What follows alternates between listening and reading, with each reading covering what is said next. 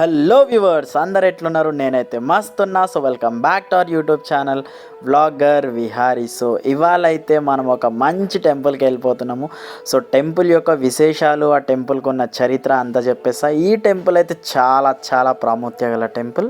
So ఈ temple గురించి డీటెయిల్గా మొత్తం వినండి అండ్ వీడియో ఎండ్ వరకు చూసేసి మీ ఒపీనియన్, మీ కమెంట్స్ నాకు రిటర్న్లో ఇస్తారని ఆశిస్తున్నా. సో వీడియో మొత్తం చూడండి.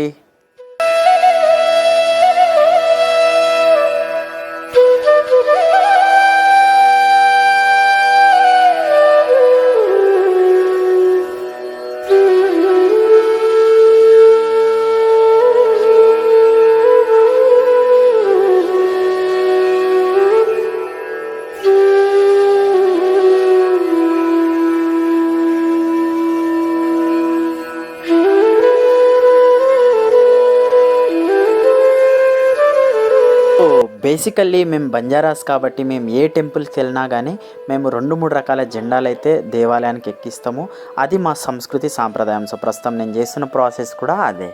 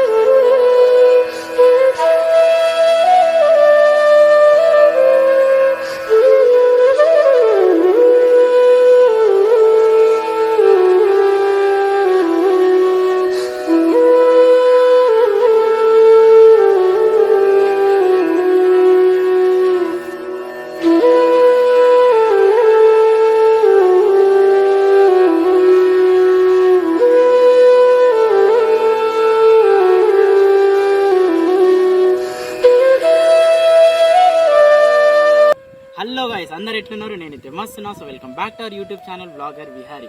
సో నా బ్యాక్ సైడ్ చూస్తున్నారు కదా, గోపురం కనిపిస్తుంది మనకి. సో ఇవాళ నేను మా బంజారా వాళ్ళకి సంబంధించిన టెంపుల్కి రావడం జరిగింది. సో ఈ టెంపుల్ గురించి చాలా హిస్టరీ ఉంది అండ్ ఈ టెంపుల్కి మనకి గురునానక్ టెంపుల్తో సంబంధం ఉన్నదనేసి మనకి ఇక్కడ చరిత్ర చెప్తుంది. సో ఆ చరిత్ర కూడా నేను మీకు చెప్తాను. అండ్ ఈ టెంపుల్కి మేము రావడానికి రీజన్, మా ఫ్యామిలీస్లో ఎటువంటి శుభకార్యాలు, పెళ్ళిళ్ళు ఏం జరిగినా కానీ మేము ఇక్కడికి వచ్చి మొక్కులు తీర్చుకున్న తర్వాతనే మా ఫ్యామిలీస్ అనేవి, మా కుటుంబాలు అనేవి చల్లగుంటాయనేసి మేము భావిస్తాము. అండ్ అది రియాలిటీ కూడా. అండ్ మేము ఇవాళ మా అన్నయ్య కొడుకు వాళ్ళ పుట్టెనికలు దీనికి వచ్చినాము. సో ఆ ప్రోగ్రామ్తో పాటు ఈ గుడికి ఉన్న హిస్టరీ అదే నేను మీకు వివరిస్తాను. సో వీడియో తప్పకుండా చూడండి, ఎండ్ వరకు చూడండి అండ్ సబ్స్క్రైబ్ చేసుకోండి, లైక్ కూడా చేయండి.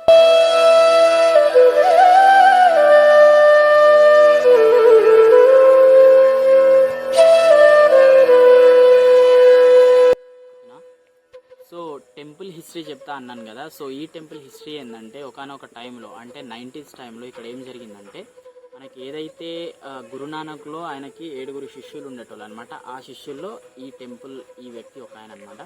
సో ఆయన అక్కడ నాందేడ్ వెళ్ళి వస్తున్న టైంలో ఆయన ఏదో యుద్ధంలో ఆయన తల నరికేయడం జరిగింది.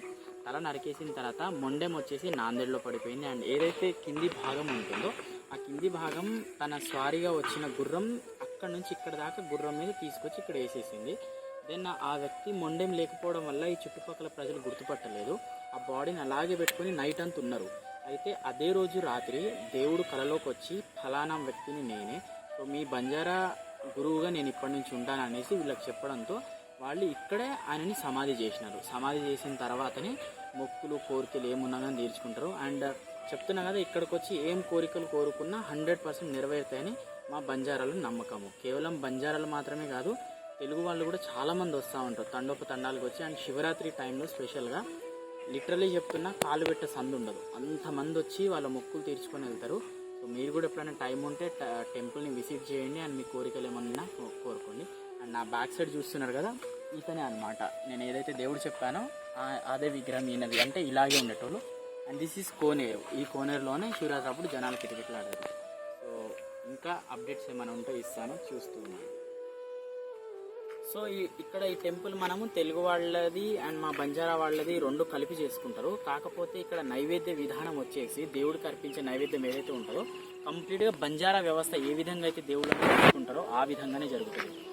సరే, మా బంజారా వాళ్ళ నైవేద్య పద్ధతి ఏ విధంగా ఉంటుంది? ఇప్పుడు తెలుగు వాళ్ళు ఏం చేస్తారు, నార్మల్గా బెల్లపన్నం వండేసి లేకపోతే స్వీట్ ఏదైనా చేసి భగవంతుడి ముందు పెట్టేసి నైవేద్యం పెడతారు. కానీ మా బంజారా వాళ్ళం అలా కాదు. మేము అగ్నిలో, అంటే అగ్నిగుండం ఉంటుంది, మేము దాన్ని చరి అంటాం మా భాషలో.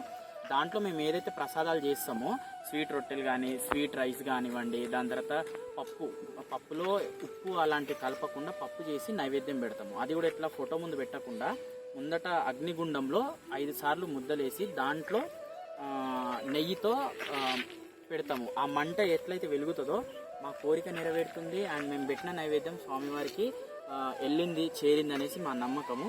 సో ఈ విధంగా ఉంటుంది అన్నమాట బంజారా వ్యవస్థలో. ప్రసాదాలు ఏ విధంగా ఉంటాయి, దాని తర్వాత మొక్కులు ఏ విధంగా ఉంటాయి అనేది. సో మా బంజారా వ్యవస్థ ఘట్టంగా అది మీకు నచ్చి ఉంటే ఒక లైక్, ఒక షేర్, ఒక సబ్స్క్రైబ్ చేయండి. అండ్ సో ఇది మన టెంపుల్ వ్లాగ్ ఇవాళ. సో టెంపుల్ గురించి చెప్పాలంటే కట్టుకథలు కానివ్వండి, వాళ్ళు వీళ్ళు చెప్పిన కథలు చాలా ఉన్నాయి. కానీ నాకు తెలిసిన కథ నేను ప్రీవియస్గా చెప్పిన కదా, అదే కథ. సో అంత పవర్ లేకపోతే, అంత మొండెం లేకుండా ఒక మనిషి ఒక గుర్రాన్ని ఇంత దూరం అయితే తీసుకురాదు. సో ఎంత పవర్, ఏదో ఒక పాజిటివ్ పవర్ అయితే ఉండాలి. ఆ భగవంతుడు అనేటోడు ఉన్నాడు అని చెప్పడానికి అదొక నిదర్శనం. అండ్ మేము అప్రాక్స్ ఒక 8 years బ్యాక్ వచ్చినాము.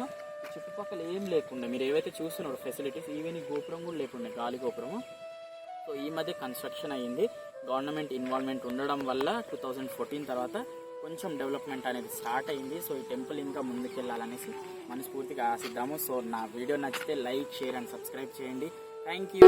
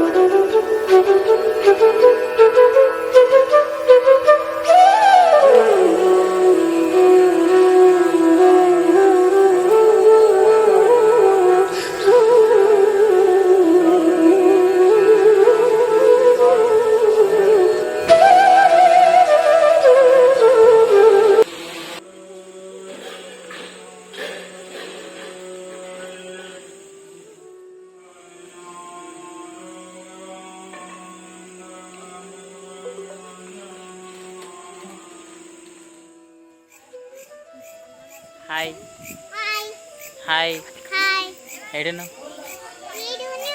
ఏడును హాయ్ ఏడికొచ్చినావు ఏడికొచ్చినావు ఏది గుండేది మన నీది కాదు బాబుది, మా బాబుది గుండె అయిందాగా.